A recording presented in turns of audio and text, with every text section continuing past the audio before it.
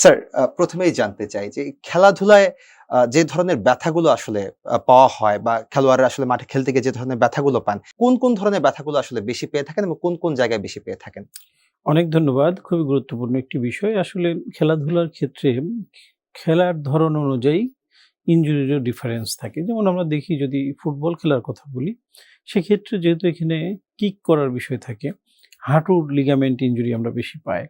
দেখা যায় যে ওয়ার্ম আপ ছাড়া অনেক সময় কিছু সিডেন্টারি খেলোয়াড় আছে যারা সপ্তাহে ১ দিন খেলে বা ছুটির দিনগুলাতে খেলে বা এই যে এখন শীতের সময় একটু ঘাম-টাম কম হয়, মানুষ অনেকে খেলাধুলা করতে চায়। বিভিন্ন অর্গানাইজেশনের সাথে ইন্টার অর্গানাইজেশন খেলা হয়। স্কুল, কলেজ, ইউনিভার্সিটিতে ইন্টার স্কুল, ইন্টার ইউনিভার্সিটি খেলা হয়। এগুলাতে দেখি আমরা যারা প্রফেশনাল খেলোয়াড় না, যারা অকেশনাল খেলোয়াড় এরা বেশি আক্রান্ত হয়। তারা হাঁটুর লিগামেন্ট ইনজুরি যেমন ACL বলি আমরা, anterior cruciate ligament injury